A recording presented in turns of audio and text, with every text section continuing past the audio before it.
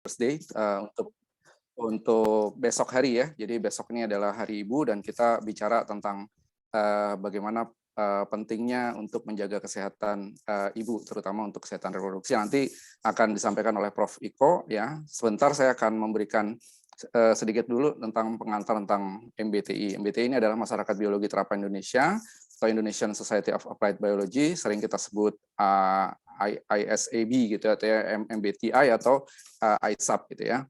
Nah ini kebetulan sudah dulu. Nah ya ini jadi sudah resmi kita punya dasar hukumnya dan saya nggak akan berlama-lama. Saya ingin menunjukkan kita ada dasar hukum untuk pembentukan organisasi ini, dan tujuan dan fungsinya ini sebenarnya adalah forum silaturahim dari biolog yang ada di Indonesia, dan di sini sudah hadir Bapak Ibu dosen, profesor juga ya, Prof. Wib di sini, dan juga banyak ada mahasiswa juga ya yang sangat antusias untuk mengikuti acara ini. Nah, selain untuk menjaga untuk networking ya, silaturahim yang kita buat, ini juga adalah kita ingin menyatukan ya. Jadi kita ingin membuat supaya insan-insan biolog yang ada di Indonesia ini lebih powerful lagi gitu ya.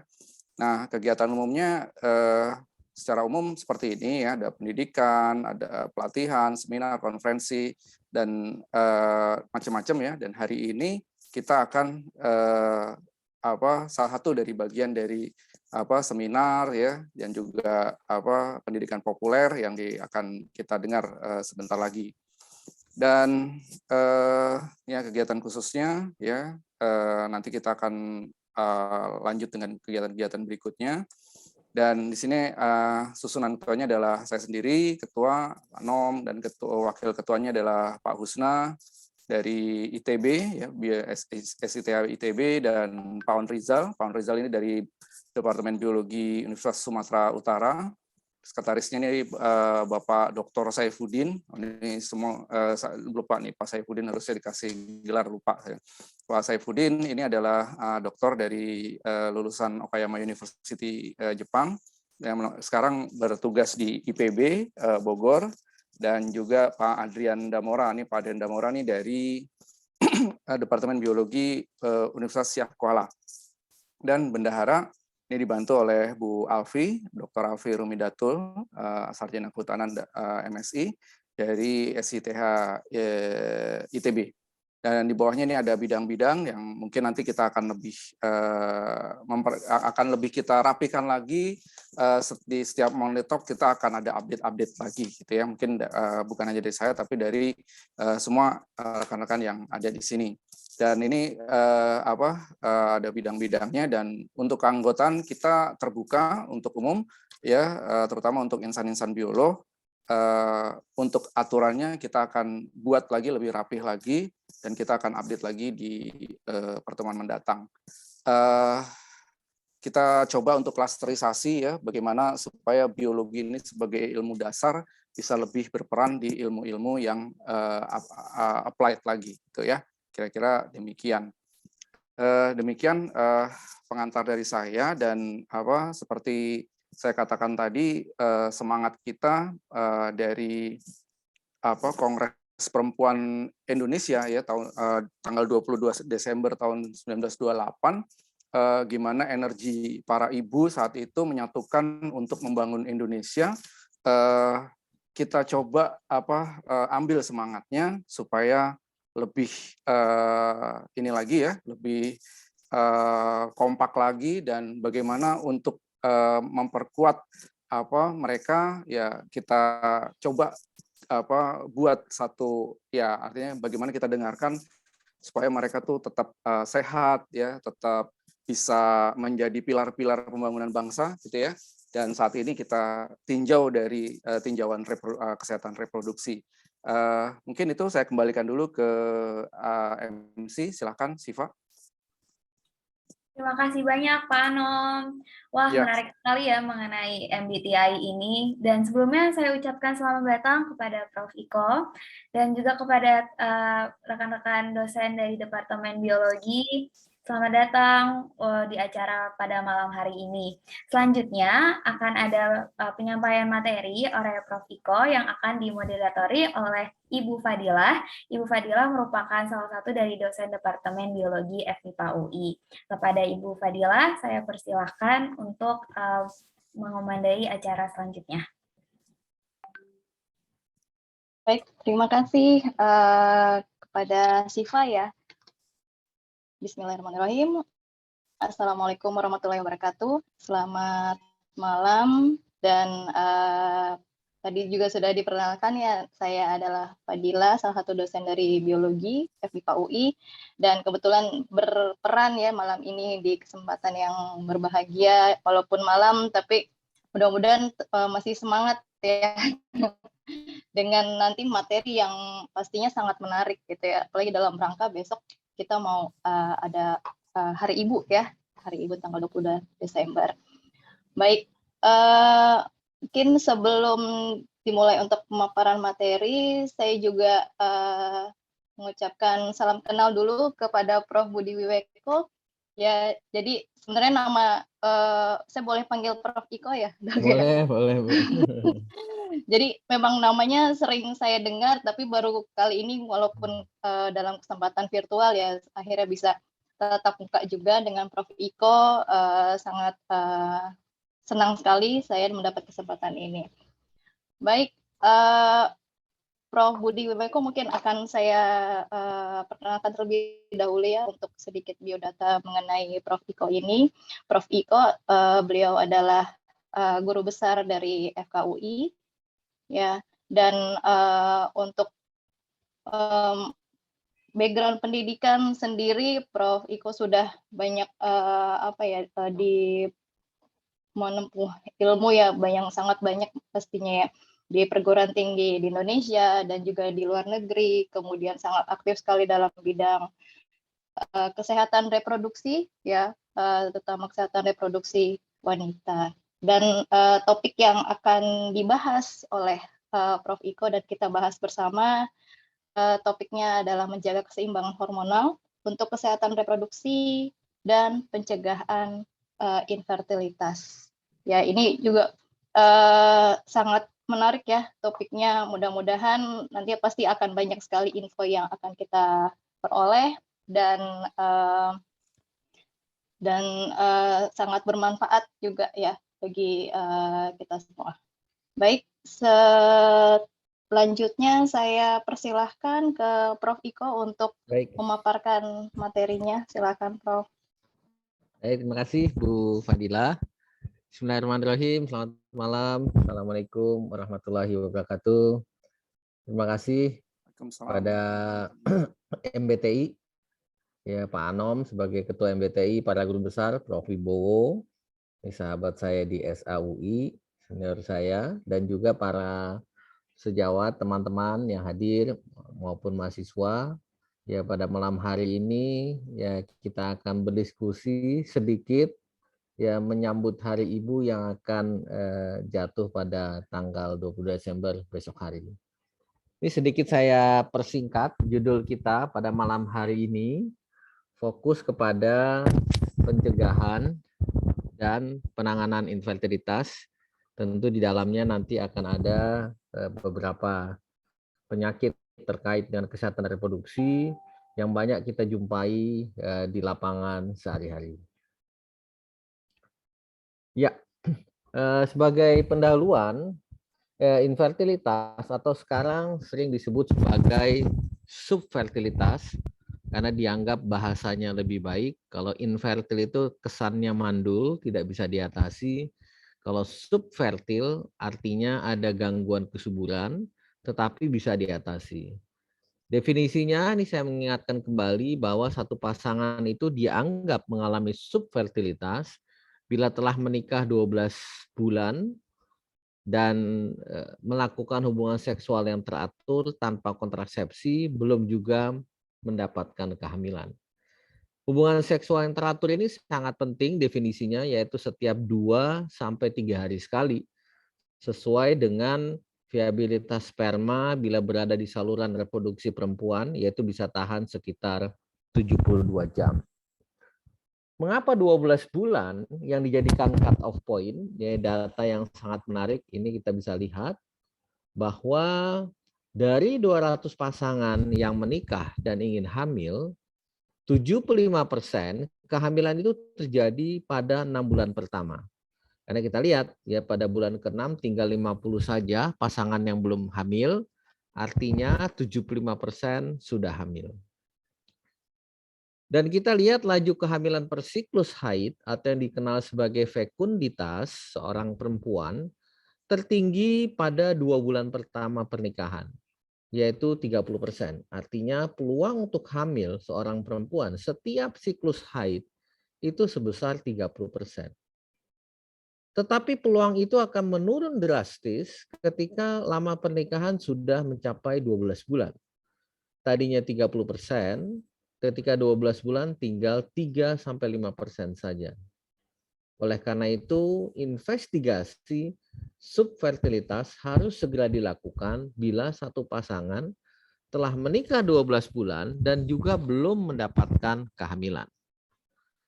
Berapa persen prevalensi infertilitas kita bisa lihat. Bulan ke-12 tinggal 35 pasangan yang belum hamil, artinya 35/200 atau kurang lebih adalah sekitar 15%. Kalau di Indonesia pasangan usia subur saat ini ada sekitar 60 juta, ya at least kalau 15% itu ada 9 juta pasangan yang belum beruntung yang harus kita bantu untuk mendapatkan kehamilan. Apa saja penyebab gangguan kesuburan? Paling tidak ada 6 faktor yang bisa menyebabkan satu pasangan itu tidak bisa hamil. Yang pertama yang paling banyak male factor, faktor sperma. 35% kehamilan itu tidak terjadi justru karena faktor sperma. Dan saya kira ini sangat ekstrim di lapangan. Justru banyak laki-laki ya dulu ya yang berkata kepada dokternya, "Dok, tolong diperiksa istri saya. Kalau semuanya normal baru saya diperiksa." Padahal 35% karena faktor sperma. Apakah dia severe oligozospermia, cryptozospermia, atau bahkan azospermia. Yang kedua yang terbanyak adalah tubal occlusion dan anovulasi, ovulatory dysfunction. Ya, sumbatan kedua tuba falopii ataupun gangguan ovulasi. Yang terbanyak gangguan ovulasi adalah sindrom ovarian polikistik, ya kalau kita mengacu kepada kriteria WHO ada 4 klasifikasi gangguan ovulasi. Bisa karena gangguan sentral di hipotalamus dan hipofisis, bisa karena disfungsi ovarium, itu disebut sebagai PCOS, polycystic ovary syndrome atau sindrom ovarian polikistik, bisa karena ovarian reserve-nya yang jelek, habis dia menopause, atau bisa karena tingginya hormon prolaktin yang disebut sebagai hiperprolaktinemia. Dan oklusi tuba sebagian besar terjadi karena infeksi kuman yang namanya Chlamydia trachomatis. Kemudian yang ketiga terbanyak penyebabnya adalah endometriosis atau kista coklat. Dan ini sangat spesifik, biasanya seorang perempuan ketika haid sakitnya luar biasa, dysmenorrhea, ya biasanya, "Dok, saya kalau menstruasi itu saya pasti masuk emergensi karena nyeri sekali. Saya kalau menstruasi saya pasti absen, nggak bisa kuliah. Saya nggak bisa kerja karena saya nyeri sekali." Dan biasanya, maaf, bukan saja dysmenorrhea, ya nyeri yang ada pada pasien-pasien endometriosis, tetapi juga bisa dysuria, dysesia, yaitu nyeri pada saat buang air kecil maupun nyeri pada saat buang air besar ketika siklus haid, ataupun nyeri saat hubungan seksual yang dikenal sebagai dyspareunia.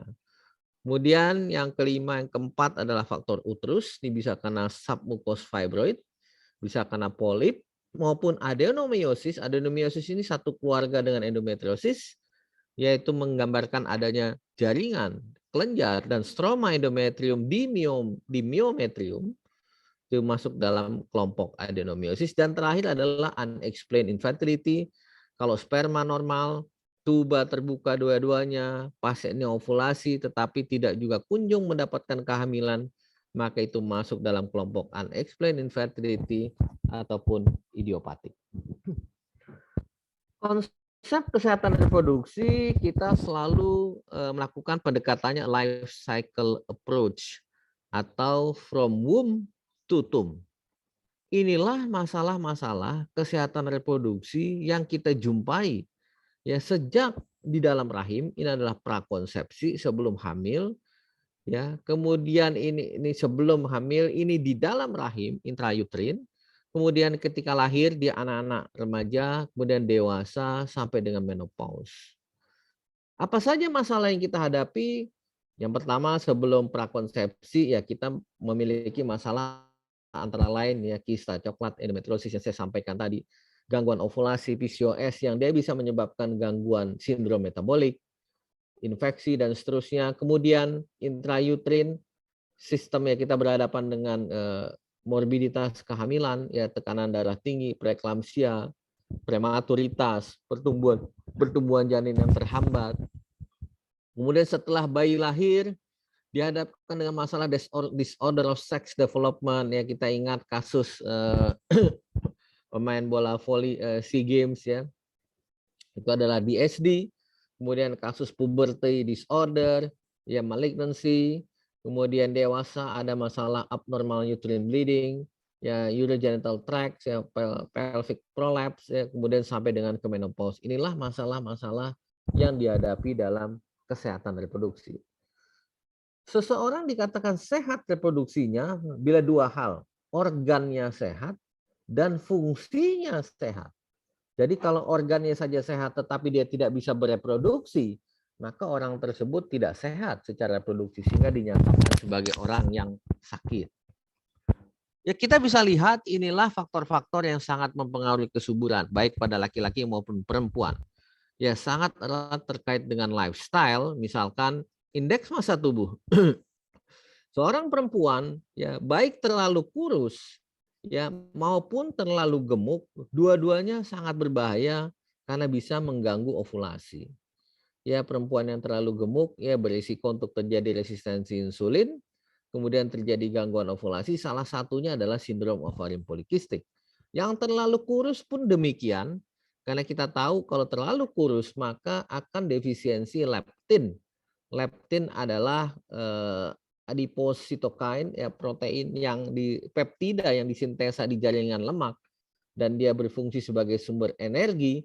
Kalau perempuan mengalami defisiensi leptin maka pulsasi GnRH akan terganggu karena NPY-nya tidak tertekan, yaitu bisa kita lihat kenapa sekarang menarche seorang perempuan maju menjadi 9 tahun adalah karena konsentrasi atau kadar leptin yang jauh lebih tinggi karena gizi yang jauh lebih baik dibandingkan dengan perempuan-perempuan Indonesia di masa lalu misalkan. Olahraga yang terlalu berat juga hati-hati ya pada perempuan. Stress exercise ya. Beberapa tahun yang lalu seorang atlet maraton putri ya juara SEA Games peraih medali emas, dia datang pada kita karena keluhan menopause prematur akibat stress exercise. Ya. Kemudian kita bisa lihat lagi bagaimana kaitannya dengan pekerjaan. Ya, pada laki-laki terutama yang sangat berbahaya adalah exposure temperatur terhadap testis. Ya, pekerjaan-pekerjaan yang terkait dengan heat, ya bakers, tukang las, sopir angkot itu sangat terkait dengan kerusakan sperma. Ya, kemudian sperma bukan saja jumlah pergerakan dan morfologi tetapi mudah sekali terjadi fragmentasi DNA sperma. Kita tahu yang melakukan packaging DNA sperma adalah protamin. Ya, berbeda dengan sel yang lain dibungkus oleh histon, maka sperma memiliki protamin 1 dan 2 yang rasionya sangat mudah berubah akibat heat exposure. Dan kalau rasionya berubah, maka DNA-nya akan fragmentasi. Dan kalau DNA fragmentasi, maka kemampuan sperma untuk melakukan pembuahan pada sel telur jauh berkurang dan akan menghasilkan embrio yang aneuploidi. Hal lain yang menjadi perhatian adalah kemoterapi dan radiasi. Bagaimana di masa sekarang dengan banyaknya perempuan usia muda yang menderita kanker, kemudian mendapatkan pengobatan kemoterapi, maka ovarium akan rusak, terjadilah premature ovarian insufficiency, terjadilah menopause prematur, ataupun terjadi infertilitas. Karena itu kita sekarang mengembangkan preservasi fertilitas dengan melakukan simpan beku korteks ovarium dengan teknik vitrifikasi jauh sebelum pasien itu menjalani kemoterapi.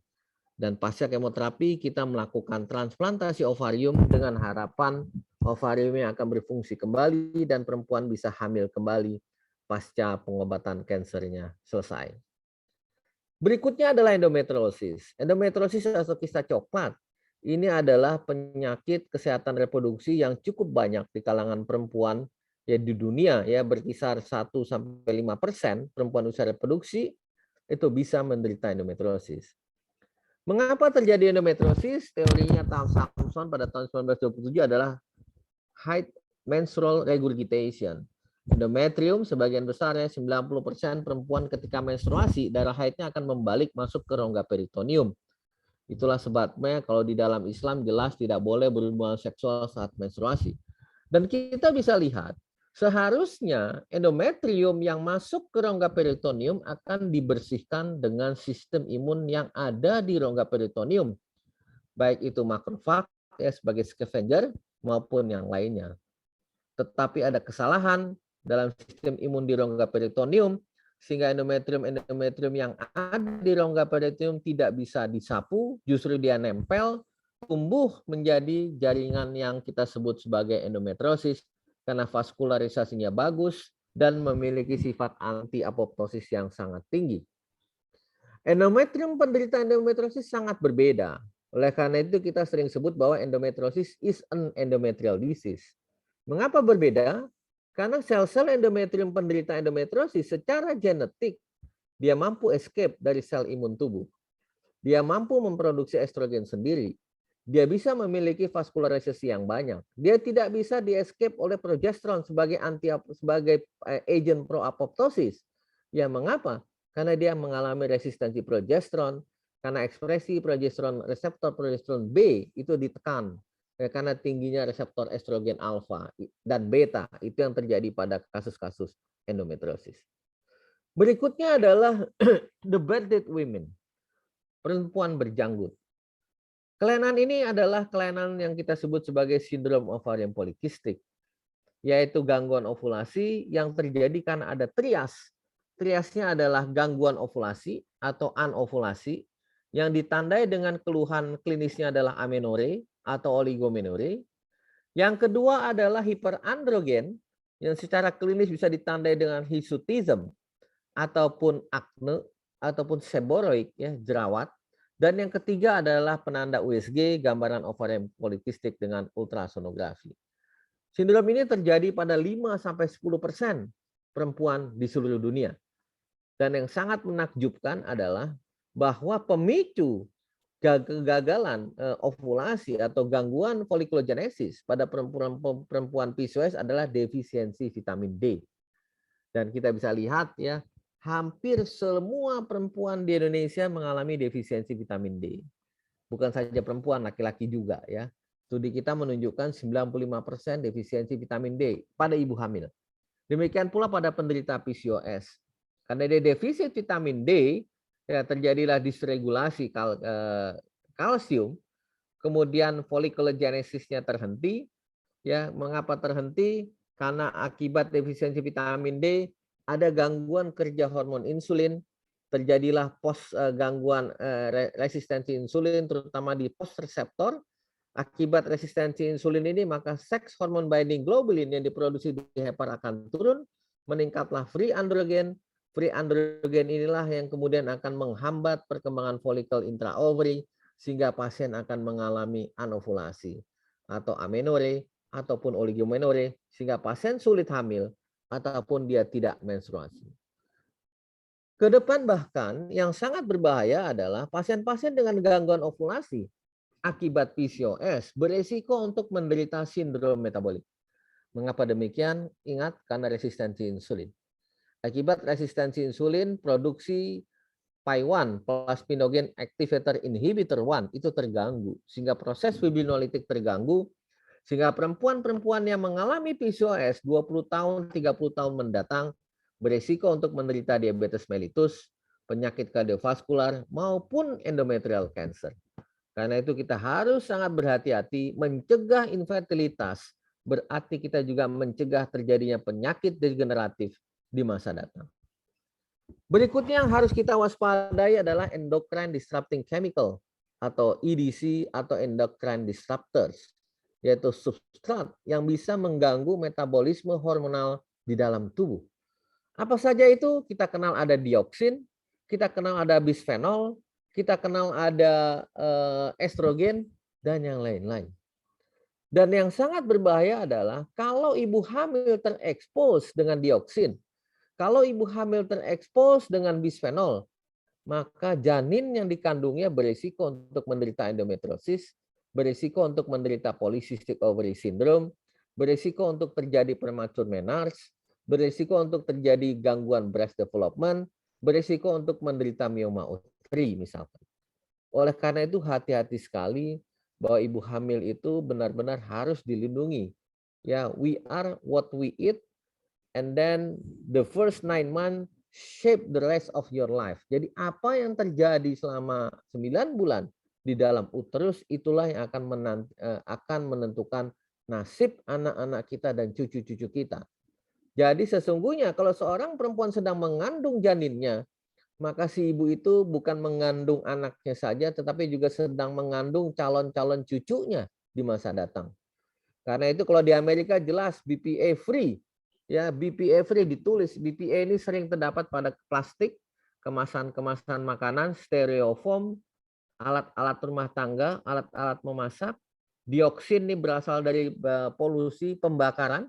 Kita bisa lihat kejadian kista endometriosis di kota besar dibandingkan dengan di pegunungan jauh berbeda.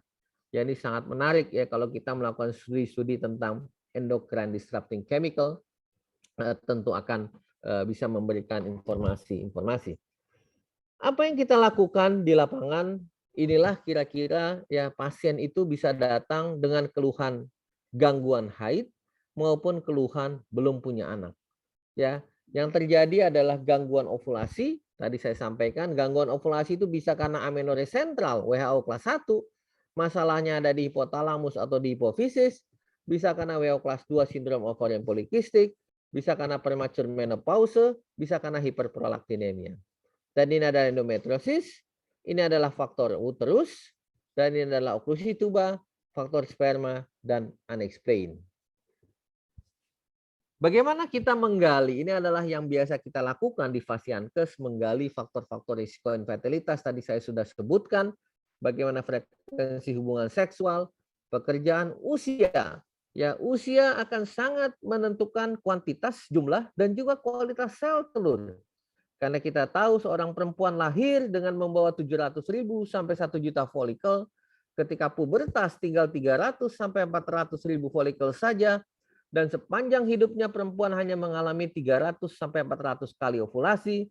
Jadi kira-kira setiap bulan itu akan dilepas 1.000 folikel, tetapi hanya 1 folikel saja yang matang dan akan ovulasi. Sehingga ketika 37 tahun jumlah folikel tinggal 25.000 dan kemudian perempuan akan sangat sulit untuk memiliki keturunan. Ini kebiasaan-kebiasaan yang tentu sangat berhubungan dengan infertilitas, aktivitas fisik, mandi sauna, ya berendam air hangat, dan yang menarik adalah ini. Menonton televisi lebih dari 40 jam seminggu untuk laki-laki tidak baik untuk kualitas sperma, terutama terkait dengan tingginya fragmentasi DNA sperma. Ya, kita sekarang melakukan pemeriksaan indeks fragmentasi DNA sperma dengan pemeriksaan sperm chromatin dispersion STD, atau kita juga bisa menggunakan flow cytometry ya untuk gold standard. Dan yang lain-lain ini yang kita lakukan ya untuk melakukan penapisan-penapisan pada kasus-kasus infertilitas. Kapan kita harus melakukan pemeriksaan hormonal? Ya, tadi Pak Nom menyinggung tentang gangguan hormonal. Prinsipnya, kalau terjadi gangguan haid, ya siklus haid tidak teratur, lebih dari 35 hari, atau kurang dari 26 hari, maka itu pertanda ada something happen. Ada terjadi gangguan ovulasi, dan kita harus deteksi apakah gangguan ovulasi itu WHO kelas 1, 2, 3, atau 4. Maka hormon harus diperiksa. Ya, yang ya bisa FSH, LH, estradiol-prolaktin, atau yang mudah sekarang adalah anti-Mullerian hormon. Bisa juga hormon dilakukan pemeriksaan kita untuk mengkonfirmasi ovulasi.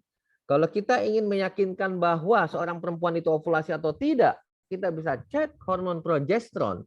pada fase luteal media atau 1 minggu sebelum menstruasi, ya progesteron harus di atas 10 nanogram per mililiter. Dan pada perempuan usia di atas 35 tahun atau perempuan dengan kista endometriosis bilateral atau riwayat operasi kista atau kistektomi, maka wajib kita mengetahui cadangan ovarium. Yang paling mudah adalah melakukan pemeriksaan anti-imunin hormon AMH yang diproduksi oleh sel granulosa pada saat si ibu masih mengandung bayinya atau pada saat bayi masih di dalam kandungannya. Dan ini adalah level-level penanganan infertilitas. Saya mungkin hanya sepintas saja. Inilah yang dikerjakan oleh dokter umum, inilah dokter spesialis, ini dokter subspesialis. Dan saya hanya ingin menyampaikan bahwa penanganan infertilitas yang paling canggih adalah dengan melakukan bayi tabung atau teknologi reproduksi berbantu, dan itu ada di level 3. Dan deteksi dini itu sangat penting, itu ada di level 1, early detection, preventive and promotive. And early detection itu sangat penting agar penyakit-penyakit kesehatan reproduksi tidak terjadi dan perempuan bisa memiliki keturunan. Okay. Ya pada dasarnya harus pasangan suami istri yang datang. Inilah masalahnya tadi saya sampaikan, 35% itu karena faktor sperma. Kemudian disusul dengan faktor tuba dan gangguan ovulasi, ya serta faktor kista. Inilah penyebab infertilitas. Dan paradigmanya berubah. Never touch the women without sperm result. Jadi harus diperiksa justru adalah sperma. Bagaimana sperma? Apakah jumlahnya lebih dari 15 juta per cc? Bagaimana motilitasnya? Bagaimana morfologinya? Dan bila sperma tidak normal harus diulang dalam waktu 3 bulan karena siklus spermatogenesis adalah setiap 72 hari. Dan ini salah satu studi yang kita lakukan bagaimana tingginya indeks fermentasi DNA sperma itu bisa menjadi prediktor untuk melihat bahwa laki-laki ini memiliki kemampuan yang rendah dalam membuat sel telur atau mengalami infertilitas. Dan sekarang ini adalah salah satu teknologi kita melakukan ICSI, intracytoplasmic sperm injection, ya kita suntikkan sperma ke dalam sel telur, bahkan kita bisa membesarkan sperma sampai 6.000 kali. Ini 6.000 kali kita besarkan, kita bisa lihat kepala sperma dengan jelas, kita bisa lihat ekornya, kita bisa lihat adanya halo di dalam sperma, sehingga kita bisa memilih sperma mana yang terbaik yang harus disuntikkan ke dalam sel telur. Ini adalah salah satu upaya kita di dalam teknologi reproduksi berbantu. Nah ini tadi sudah saya sampaikan juga bagaimana riwayat menstruasi ini penting sekali. Jadi kepada setiap anak perempuan tentu kita harus mendidik, mengedukasi, catat siklus haid. Kapan siklus haidnya, berapa hari lamanya, adakah keluhan yang menyertai siklus haid seperti nyeri dan sebagainya, berapa banyaknya itu harus dicatat. Dan kita tahu sekarang banyak sekali aplikasi-aplikasi terkait siklus haid. Sangat penting mencatat siklus haid karena dengan mengetahui gangguan siklus haid, kita bisa mendeteksi dini gangguan-gangguan penyakit kesehatan reproduksi yang akan datang. Ini salah satu kalkulator yang kami create ya dari 1.600 data perempuan Indonesia. Kita mengetahui umur biologi seorang perempuan dengan melakukan pemeriksaan AMH. Silakan download kalkulator IKO. Ya, ini adalah perempuan yang umurnya sama persis 25 tahun, tetapi kadar AMH-nya berbeda jauh. Maka perempuan pertama umur biologisnya 25 tahun, perempuan kedua umur biologisnya 42 tahun. Kita bisa bayangkan bahwa pada perempuan yang kedua, kemungkinan untuk memiliki keturunan tentu sangat-sangat sulit. Dan gambar ini menunjukkan bagaimana usia berkorelasi dengan kualitas sel telur. Ketika usia di bawah 35 tahun, satu buah sel telur matang itu memiliki peluang 25% untuk menjadi euploid blastosis.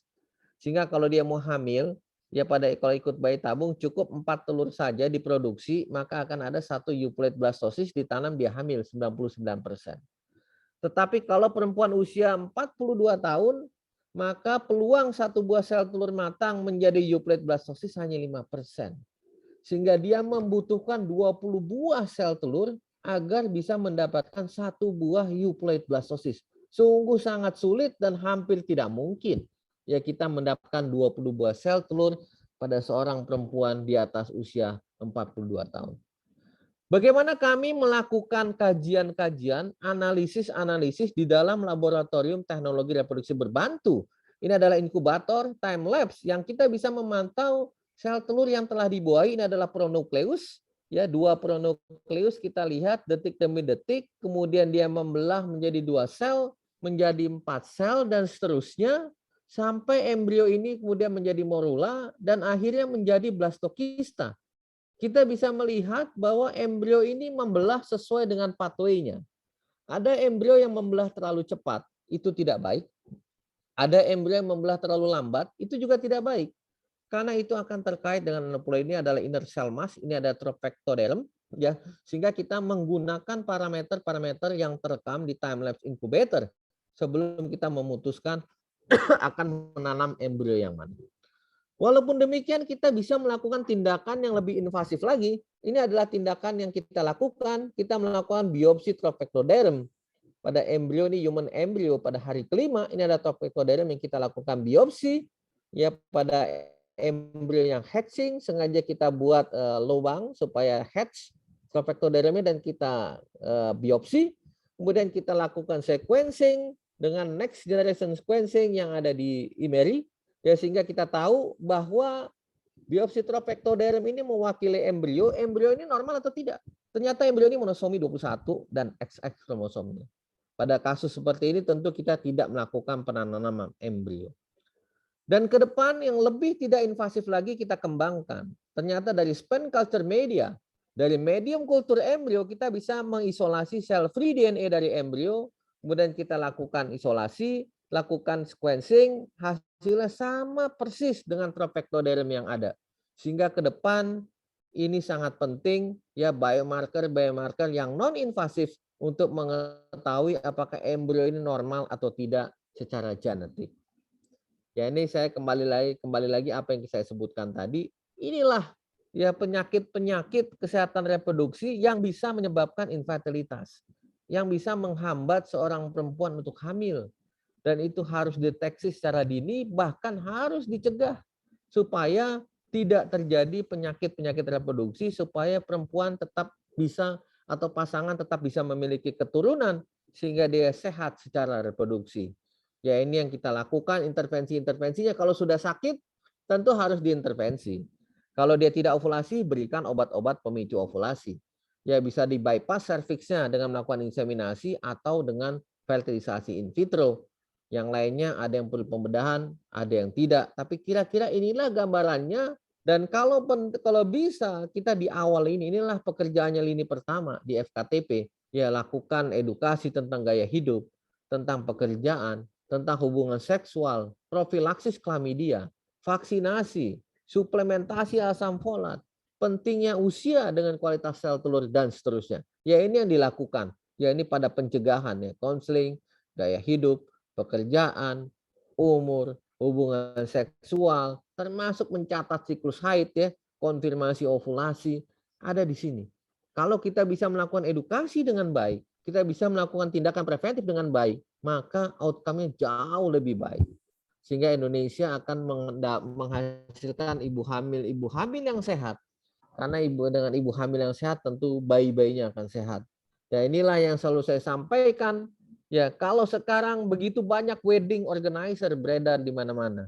Satu pasangan menikah, ya mereka akan menghubungi wedding organizer. Tetapi apakah ada yang peduli dengan pregnancy organizer? Ya, sampai saat ini belum ada yang benar-benar care mempersiapkan kehamilan seperti menyiapkan perkawinan. Orang rela membayar puluhan juta, ratusan juta, bahkan miliaran untuk wedding organizer. Tetapi untuk pregnancy organizer, ini kelemahan kita. Ya, ibu hamil di Indonesia 48% anemia, HB-nya di bawah 10. Bagaimana akan menciptakan generasi yang sehat? Ya, ibu hamil di Indonesia sebagian besar kurang energi protein karena yang dimakan adalah karbohidrat. Indomie itu adalah kebiasaan nutrisi ibu hamil di Indonesia, itu kenyataan. Dan ini saya kira yang harus kita lakukan. Ya, bagaimana kita mendidik ya, edukasi perencanaan keluarga remaja putri, remaja putra apalagi. Terbanyak sekarang kita masih fokus pada perempuan. Padahal laki-laki 35% ya berperan menyebabkan gangguan infertilitas atau gangguan kesuburan. Ya, ini yang sangat penting yang harus kita kembangkan ke depan. Terakhir mungkin sebagai take home message, mudah-mudahan nggak kepanjangan nih. Ya, gaya hidup lingkungan dan faktor genetik ya berperan penting dalam konsep pencegahan fertilitas yang kita tahu tadi. Ya, lingkungan, endocrine disrupting chemical, faktor genetik, ya peristiwa epigenetik luar biasa, epigenomic luar biasa, mengganggu, menyebabkan penyakit-penyakit saluran reproduksi.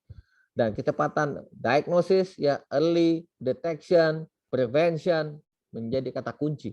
Ya harus semua dilakukan berbasis bukti, dan ini ya lihat penanganan, pencegahan sebenarnya edukasi, konfirmasi ovulasi, lagi-lagi catat siklus haid itu sangat-sangat penting.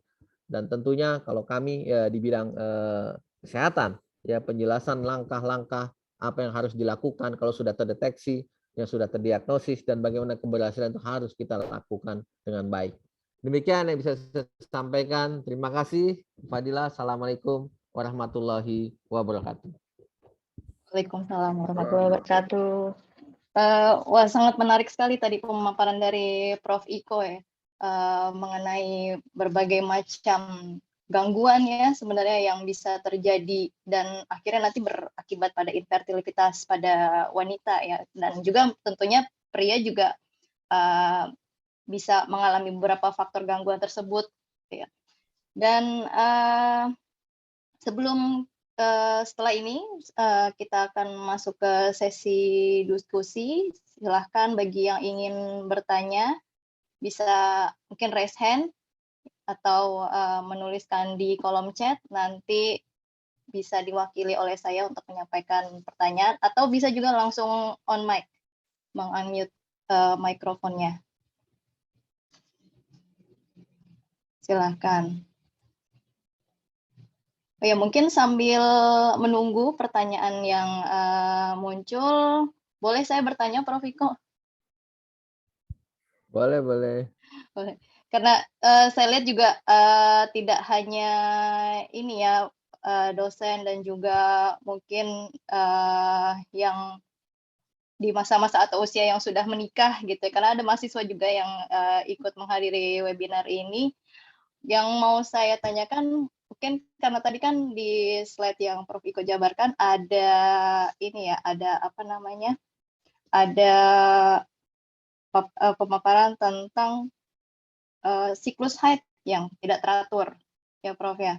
Misalnya yang terlalu panjang jedanya gitu ya, masuk ke siklus berikutnya, atau mungkin terlalu pendek ya.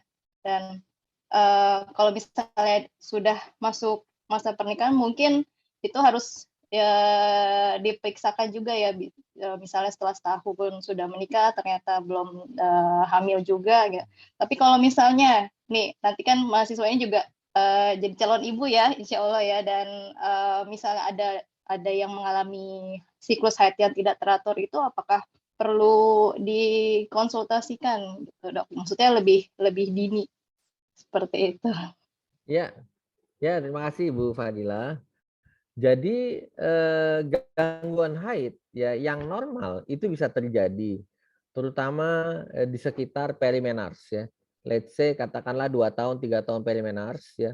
Mungkin karena poros hipotalamus hipofisis ovariumnya belum matur sekali. Kadang-kadang ya haidnya bisa 2 bulan sekali, 3 bulan sekali, atau tiba-tiba menstruasinya banyak ya. Itu kita bisa observasi saja ya, ya, sampai dalam 2 tahun pasca menars, 3 tahun pasca menars. Tetapi kalau lebih dari 3 tahun pasca menars masih terjadi gangguan haid, masih terjadi oligomenore, apalagi amenorrhea sekunder sampai tidak haid 3 bulan, tidak haid 6 bulan, tidak haid 1 tahun, maka itu harus dieksplorasi, harus dielaborasi. Yang pertama, tentu kalau seorang perempuan yang tidak menstruasi, ada hal yang sangat tidak baik, yang sangat berbahaya terhadap endometriumnya. Karena endometriumnya hanya terekspos dengan hormon estrogen. Kalau dia tidak ovulasi, tidak ada corpus luteum, tidak ada progesteron. Dan kita tahu estrogen itu adalah proliferatif, ya, dan progesteron adalah antiproliferatif. Kalau didiamkan, maka akan terjadi pertumbuhan stroma dan kelenjar yang berlebihan, yang kita kenal sebagai endometrial hyperplasia. Bahkan itu endometrial hyperplasia itu merupakan lazy precancer ya. Ya kalau didiamkan dia bisa menjadi malignancy. Ya faktor risiko terjadi endometrial cancer. Ya, itu yang pertama. Ya. Yang kedua tentunya kalau dia menstruasinya tidak teratur, ya selain berbahaya untuk endometrium, tentunya berisiko untuk kesulitan untuk hamil tentunya ya. Dia akan sangat sulit ya untuk hamil nanti ketika menikah, ya produksi sel telurnya tidak baik, ya dia anovulasi. Yang ketiga tentu resiko untuk menderita penyakit sindrom metabolik. Karena dengan dia tidak haid, ya ada resistensi insulin, itu terjadi inflamasi kronik yang terus-menerus. Inflamasi kronik yang terus-menerus, ya, dan itu berisiko ya semakin meningkatkan risiko perempuan itu untuk menderita diabetes mellitus, menderita penyakit kardiovaskular. Ya memang tidak langsung, mungkin 10-20 tahun mendatang, tapi itu yang terjadi. Oleh karena itu kalau terjadi gangguan haid, ya, saya katakan catat siklus haid. Ketika tiba-tiba siklus haidnya melenceng, perhatikan aja. Kalau 2 bulan, oke, 3 bulan, di atas 3 bulan, ya 40. Saya kok siklusnya 40 hari, saya kok siklusnya 2 bulan. Harus segera pergi ke dokter, ya dicari apa penyebabnya. Tadi cari dari 4 penyebab tadi, mana penyebabnya? Apakah PCOS yang terbanyak? Apakah karena gangguan sentral? Apakah hiperprolaktin? Apakah berhubungan dengan cadangan ovarium? Dan yang paling gampang ya kalau kita sudah mengetahui penyebabnya, ya baru kita bisa mengobati. Kita bisa mengobati ya dengan melakukan pemberian obat-obatan yang sesuai tentunya ya. Salah satunya ya ada pemberian pil kontrasepsi kombinasi itu cukup baik pada penderita PCOS misalkan. Karena dengan diberikan pil kontrasepsi kombinasi, ya ada etinyl estradiol di sana, itu akan meningkatkan sintesis seks hormon binding globulin, sehingga free androgen diikat, dan nanti androgennya turun, maka produksi sel telur di dalam ovarium itu akan membaik, terutama ketika pil KB-nya dilepas. Begitu, makanya dulu orang suka bilang bahwa pil KB itu bisa meningkatkan kesuburan sebenarnya. Demikian, Bu Fadila. Oh, baik, terima kasih Prof. Iko, jawabannya super lengkap ya, dan pastinya jadi banyak ilmu baru ya yang kita peroleh juga, terutama juga dari saya juga ya. Untuk pertanyaan mungkin belum ada ya. Ya, ini ada pertanyaannya baru muncul, mungkin delay di saya, dari Bapak Taufikur Rahman.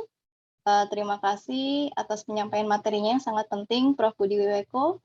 Saya ingin bertanya, apakah suku bangsa atau ras manusia memiliki tingkat kesuburan wanita dan total fertility rate yang berbeda-beda? Jadi terkait ras atau suku bangsa tertentu mungkin ada yang punya kesuburan atau fertility rate yang lebih tinggi, mungkin begitu Prof. Iko. Ya. Silahkan Prof. Terima kasih Pak Taufik. Jadi memang ada faktor genetik, betul sekali, faktor genetik yang bisa mempengaruhi tingkat kesuburan, terutama pada cadangan ovarium lah misalkan, atau terhadap respon ovarium seorang perempuan terhadap obat-obatan. Itu bisa sangat berbeda ya antara ras Caucasian dengan ras Asia misalkan. Ras Caucasian itu sangat sensitif terhadap pemberian obat-obatan pemicu ovulasi, sehingga mudah sekali terjadi sindrom hiperstimulasi ovarium. Sebaliknya ras Asia, kita relatif lebih resisten terhadap pemberian obat-obatan stimulasi ovarium, sehingga kejadian hiperstimulasi itu sedikit ya atau jauh berbeda dibandingkan dengan ras Caucasian. Ya, ini tentu terkait dengan farmakogenomik ya, ada polimorfisme di reseptor FSH, ada polimorfisme di reseptor LH, dan itu sangat terkait dengan genetik. Yang kedua, memang cadangan ovarium itu sangat terkait dengan gen yang terikat terkait dengan kromosom X. Karena kita tahu kromosom X itu ada 2, kalau satu terinaktivasi maka seperti Turner syndrome, ya maka dia akan mengalami defisit ya, cadangan ovarium, sehingga dia mengalami premature menopause ya. Pada beberapa perempuan ya, memang terjadi fragile mental retarded 1 ya, FMR1 mutation di kromosom X. Itu yang kita tahu sebagai penyebab perempuan ini mengalami primary ovarian insufficiency. Dia menstruasi umur biasa 11 tahun, tapi kemudian 5-6 tahun menstruasi dia menopause. itu kerap terjadi itu. Biasanya jelas itu dia lahir dengan cadangan sel telur yang sedikit. Dan itu terkait dengan faktor genetik. Nah, apakah terkait juga dengan ras cadangan ovarium? Saya belum tahu, belum menekuninya lebih dalam ya. Tetapi memang ada beberapa genetik ya yang terkait dengan PCOS ya, polycystic ovary syndrome. Kita tahu pasien PCOS itu jumlah sel telurnya sedikit lebih banyak karena dia memiliki kadar AMH yang tinggi sehingga menghambat rekrutmen folikel primordial. Biasanya dia 2-3 tahun lebih lama usia menopausenya. Nah, ini mungkin yang bisa terkait dengan cadangan ovarium dan tentu terkait dengan kesuburan. Begitu Pak Taufik, tapi betul sekali memang sekarang kita di eranya precision medicine, ya banyak sekali kita kaitkan dengan faktor-faktor genetik. Terima kasih. Baik, terima kasih Prof. Iko untuk jawabannya. Mungkin langsung saya berlanjut ke pertanyaan berikutnya ya Prof ya. Dari Ibu Riani Widiarti. Selamat malam Prof. Budi Wiweko. Ya. Untuk riwayat kista ovarium endometriosis disarankan oleh dokter untuk tidak mengkonsumsi makanan berestrogen tinggi, seperti misalnya kedelai. Mengapa demikian, Prof. Iko? Apakah memang hanya kedelai, ataukah ada makanan lain yang perlu dihindari? Terima kasih. Ya, terima kasih Bu Riani. Jadi endometriosis adalah salah satu penyakit estrogen dependent disease ya. Jadi kita berpikir bahwa pada endometriosis itu pengendalinya adalah estrogen karena terjadi overekspresi dari estrogen reseptor beta dan down regulation dari reseptor progesteron B. Ya, ini terjadi karena proses epigenetik ya, seperti itu. Tetapi apakah dengan mengkonsumsi makanan, apakah konsumsi makanan ini terkait dengan kejadian endometriosis? Ya, pada pasien-pasien yang menderita endometriosis, ya, karena kita tahu bahwa semua penyakit adalah terkait dengan susceptibility gene ya. Ya, kalau kita lihat, apalagi endometriosis itu jelas dia ke genetik. Ya. Ada pasien-pasien kalau ibunya endometriosis, anaknya itu bisa diperiksa ya bagaimana ekspresi IR beta dan ekspresi PRB-nya itu jelas berkorelasi lah. Nah, pada kondisi demikian kan gen itu akan switch on atau switch off tergantung dari lifestyle, environment termasuk nutrisi. Nah, pada faktor-faktor pada kondisi seperti ini jelas nutrisi akan mempengaruhi, lifestyle juga akan mempengaruhi, environment juga akan mempengaruhi, polusi dan sebagainya, dioksin tadi itu juga akan sangat mempengaruhi. Ya, begitu. Dan memang ini ada aspek nutrigenomiknya juga begitu ya. Kita bisa lihat bagaimana sekarang orang mengembangkan aspek nutrigenomik ya sebagai faktor risiko. Ini mana nih makanan mana yang bisa men-switch on gennya nih, men-switch on IR beta dan men-switch off-nya PRB. Nah, itu saya kira itu yang ke depan yang kita coba terus cari ya, bagaimana kita harus mencegah.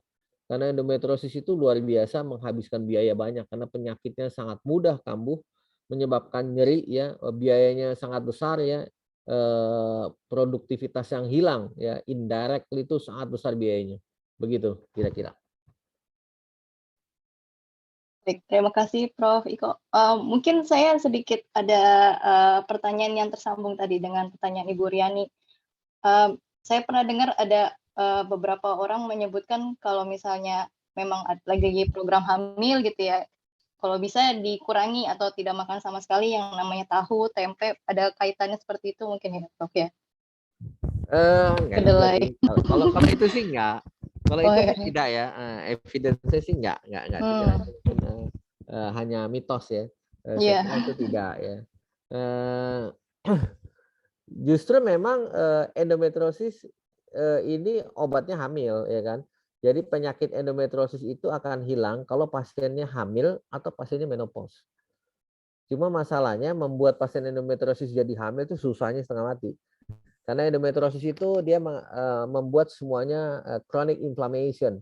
Ya, rongga peritoneum menjadi inflamasi, sel telurnya rusak, sperma jadi lumpuh, ya tubanya rusak, endometriumnya tidak reseptif. Nah, ini yang dirusak oleh endometriosis. Gitu. Menyebar kemana-mana ya, Prof ya. Ya. Baik. Bisa saya lanjut ke pertanyaan berikutnya ya, Prof ya? Ya. Dari Ibu Siva Budi. Selamat malam, Prof Budi Wiweko. Saya ingin bertanya untuk pasien remaja yang memang mempunyai sejarah keluarga adenomiosis dan akhirnya terdiagnosis adenomiosis. Apakah ada tata laksana hormonal atau tata laksana non-medikamentosa tertentu yang dapat dilakukan? Dan mengingat untuk penyakit tersebut yang bisa dilakukan adalah terapi pembedahan pada kasus wanita yang sudah hamil. Gimana, Prof? Jadi ya, apakah ada tata laksana hormonal atau tata laksana lainnya? Ya, adenomiosis ya. Adenomiosis ini keluarga endometriosis ya, sama nenek moyangnya. Dia endometriosis, dia adalah endometrium ektopik.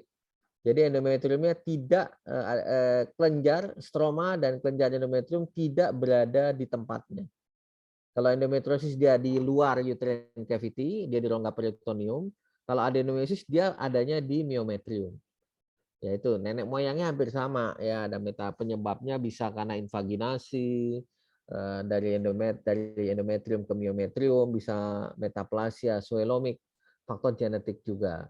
Ya, bagaimana mengatasinya? Nah ini ya, penyebabnya prinsipnya ada dua nih. Pasien itu bisa datang dengan keluhan nyeri haid, pain, dia sakit sekali menstruasinya, dysmenorrhea hebat ya, dispareunia, dysuria, dysphagia ya, seperti yang saya sampaikan tadi.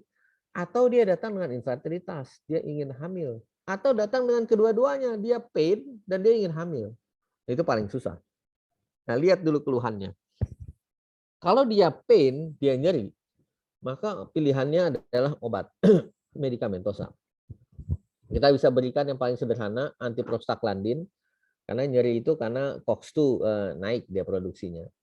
Atau yang kedua, naik kelas sedikit, kita bisa berikan pil kontrasepsi kombinasi. Dengan pil kontrasepsi kombinasi karena ada progesteron, itu pain bisa membaik. Kalau belum hilang juga kita berikan lagi yang lebih naik lagi, ada progestin jenis tertentu yang sifatnya antiinflamasi, yaitu namanya Dynogest bisa ya. Atau kita ada namanya obat herbal dari Indonesia, Valeria Macrocarp ya, dari itu mahkota dewa, ya, DLBS 1442 ya, dari Dexa, ya, Dismeno, itu dia menekan produksi COX-2 dan menekan ekspresi IR beta dan melakukan upregulasi PRB. Itu salah satu pilihan-pilihan penanganan.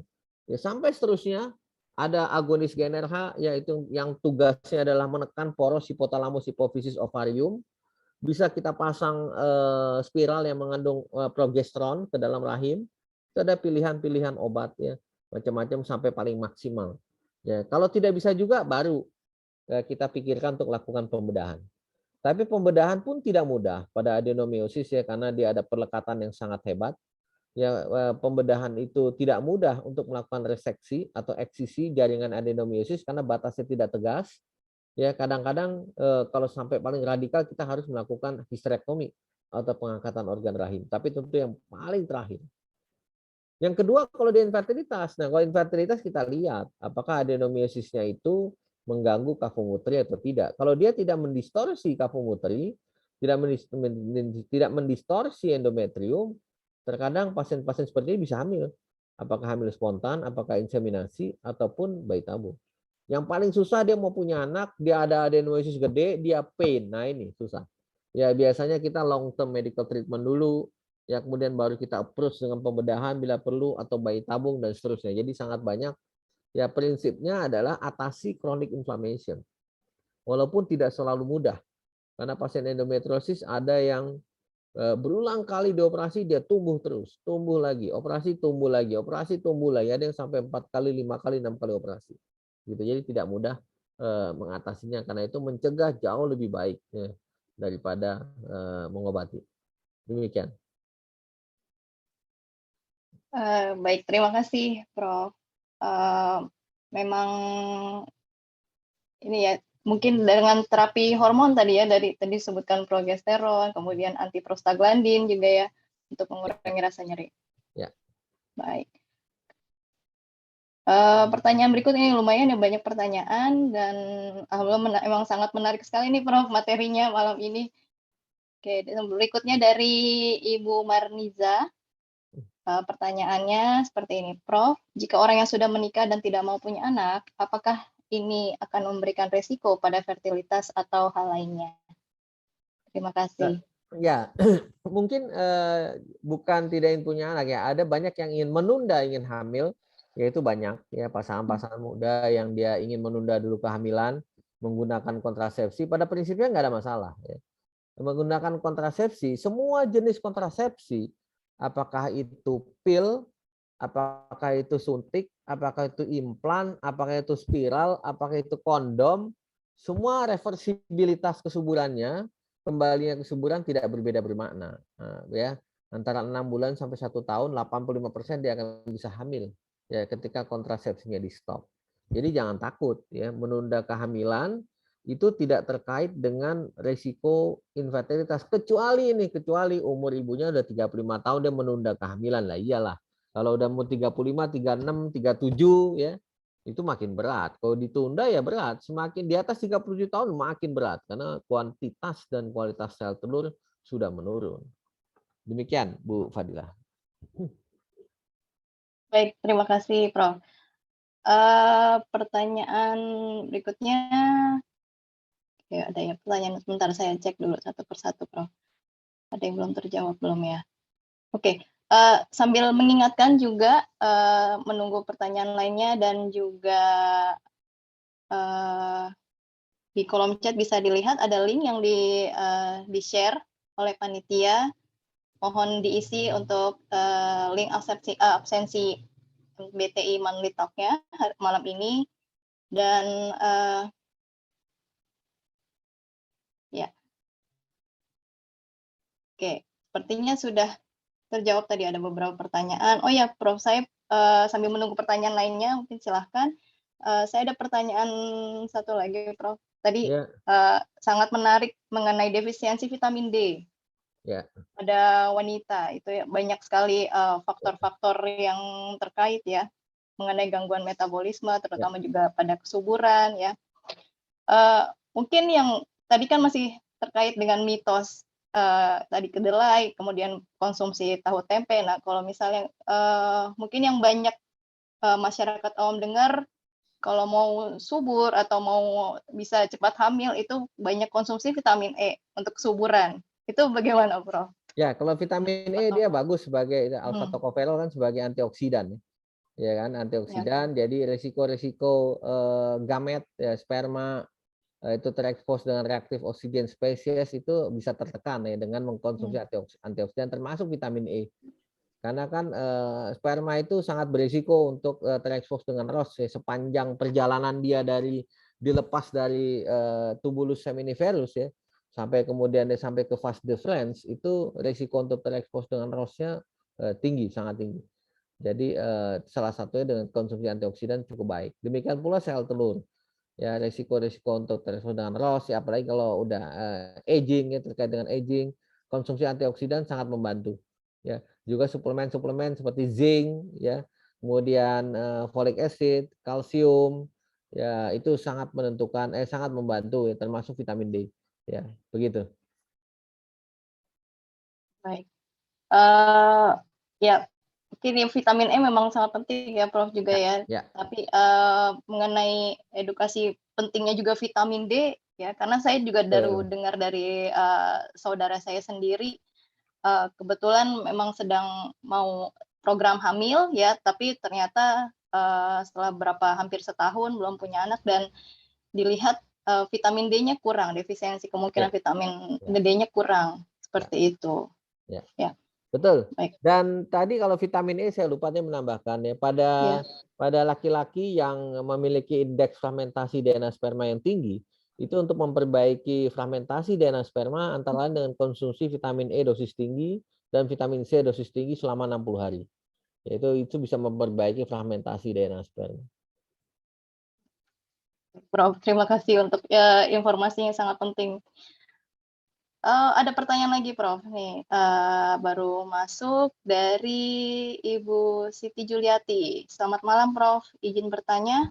Tips untuk yang haid-nya jarang seperti saya dari awal haid hingga sekarang umur 26 tahun masih haid dengan frekuensi 4 sampai 5 bulan sekali. sudah datang ke beberapa dokter yang berbeda, katanya sehat, tidak ada masalah, tapi saya khawatir, Prof. Terima kasih untuk jawabannya. Gimana, Prof? Ya, betul. Ini seperti yang saya sampaikan tadi ya. Ini adalah pola siklus haid yang tidak normal. Kalau 4-5 bulan sekali, ya besar kemungkinan terjadi gangguan ovulasi, ovulatory dysfunction. Harus dicari apa penyebab gangguan ovulasinya. Tadi apakah karena sinyal hipotalamus hipofisisnya nggak bagus? Apakah karena masalah di ovarium ya, disfungsi ovarium karena sindrom ovarium polikistik? Ini yang terbanyak adalah itu WHO kelas 2. Atau jangan-jangan cadangan ovariumnya nggak banyak, ya, itu hati-hati mengalami primary ovarian insufficiency atau karena tingginya hormon prolaktin. Ya paling mudah sebenarnya kalau mau periksa 2 hormon aja, AMH dan prolaktin. Dengan periksa 2 hormon ini kita bisa mengeksklusi semua keluhan terkait dengan gangguan ovulasi. Setelah terdeteksi, segera tangani. Tentu penanganan kelas 1 beda dengan kelas 2, beda dengan kelas 3, beda dengan kelas 4.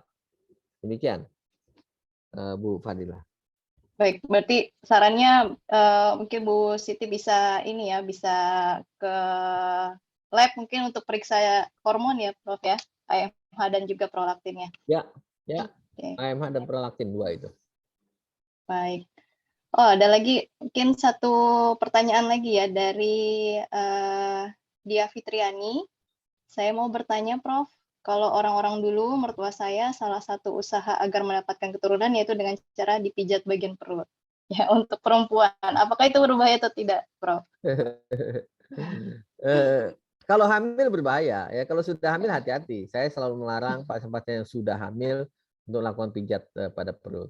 Yang belum hamil pun hati-hati juga karena kadang-kadang kita nggak tahu apa yang dipijat ya, dikatakan turun bero atau segala macam, turun peranakan, kita nggak tahu peranakannya ada di mana begitu ya. Hati-hati saja karena mungkin pijatan-pijatan yang terlalu keras ya, manipulasi-manipulasi yang terlalu keras justru ya, menyebabkan resiko ya, resiko prolaps ya, uterus, jadi itu akan sangat berbahaya nantinya.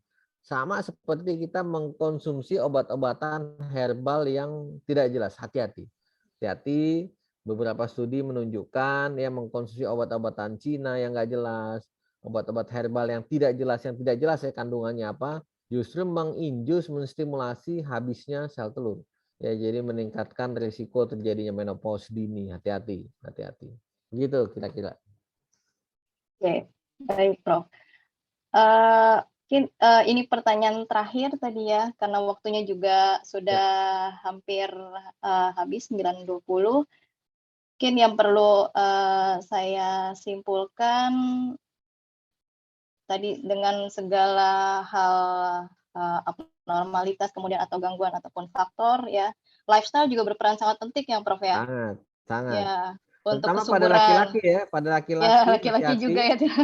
Hati-hati menggunakan pakaian dalam terlalu ketat. Hati-hati menggunakan jeans terlalu ketat. Hati-hati bersepeda jarak jauh, hati-hati ya, karena itu meningkatkan suhu, temperatur di sekitar testis ya, bisa merusak sperma, hati-hati. Terutama kalau pasangan-pasangan yang belum memiliki keturunan ya.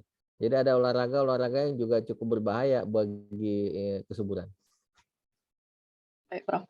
Menonton TV juga tidak boleh lama-lama ya, Prof ya. Tadi 40 menit studinya. 40 jam seminggu. Lebih dari 40 jam seminggu. Itu meningkatkan fermentasi. Handphone hati-hati, mengantongi 2 handphone di kantong celana ya. Itu DNA fermentasi ya. Oke. Baik, Prof, untuk sarannya. Mungkin sebelum ditutup ada closing statement dulu, Prof, dari Prof Iko.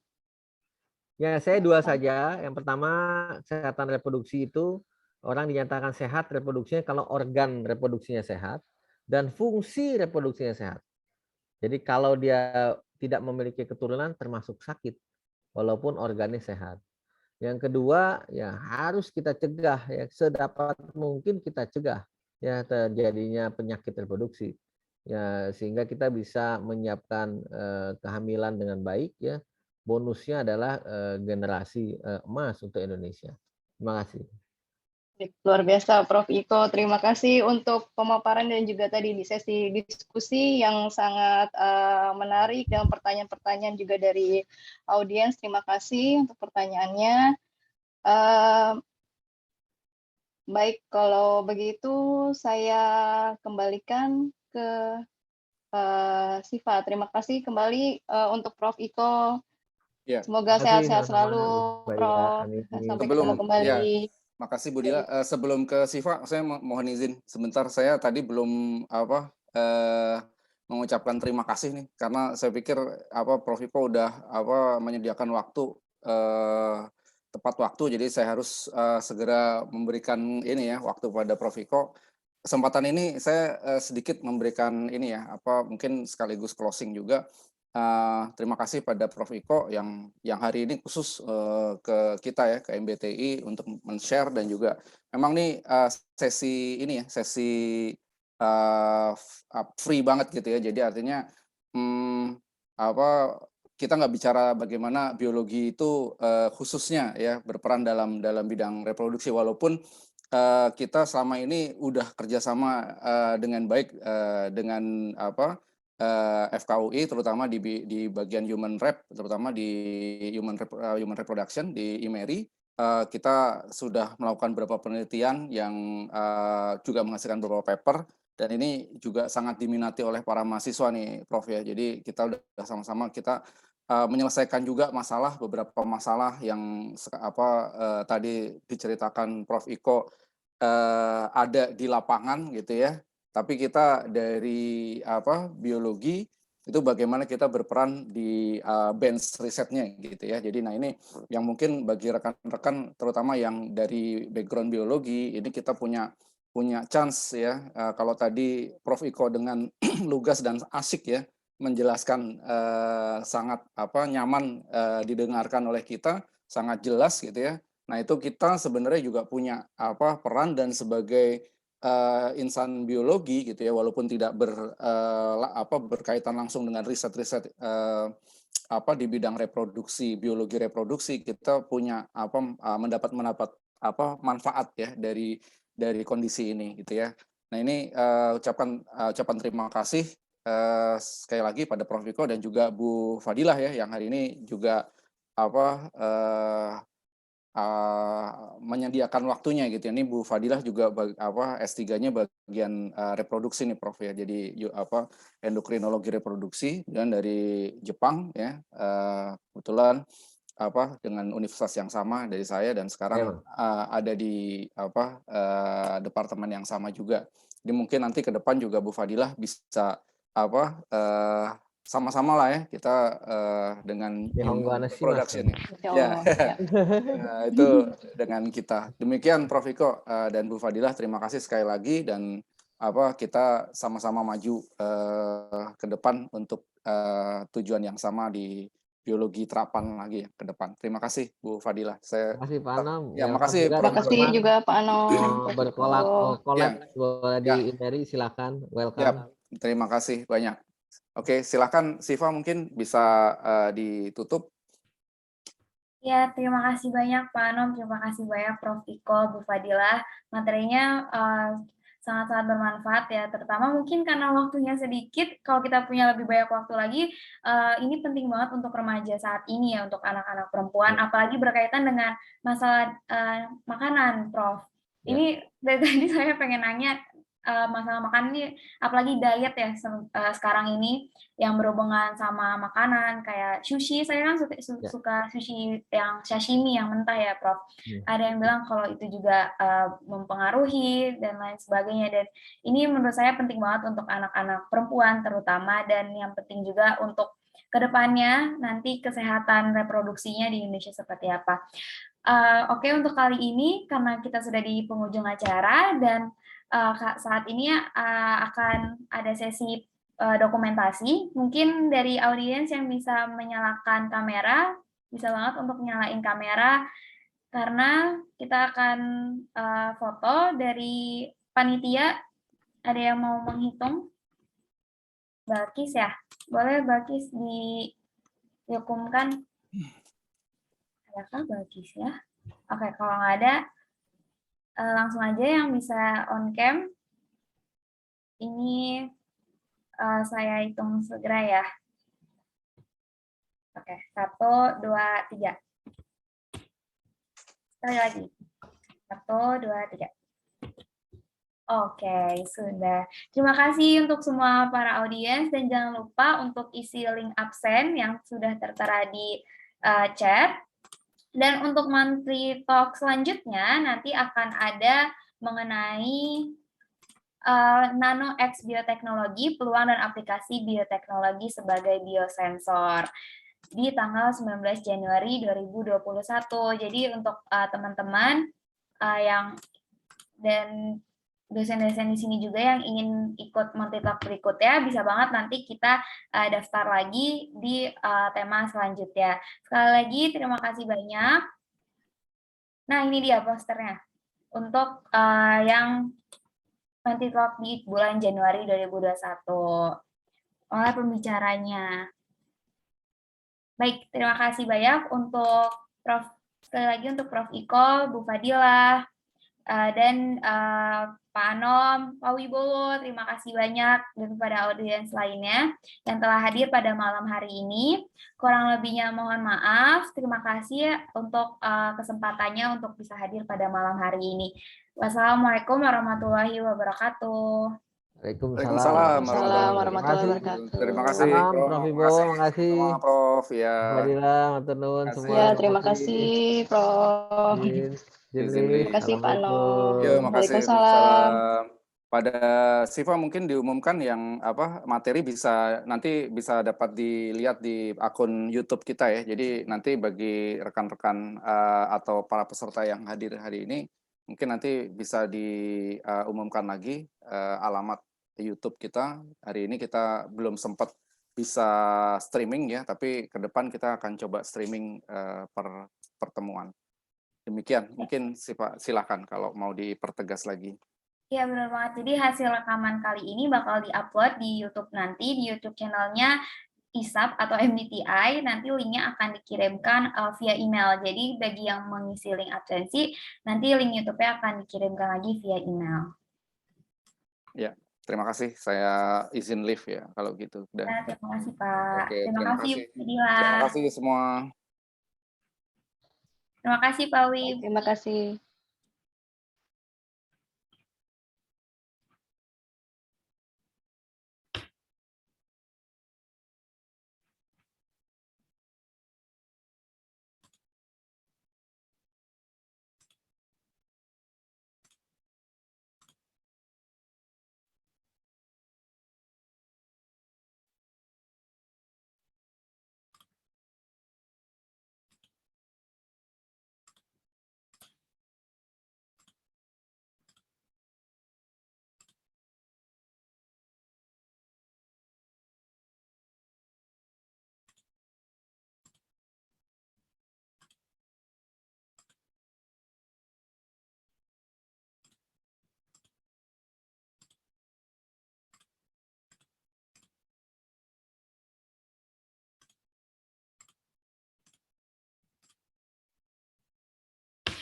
Cak.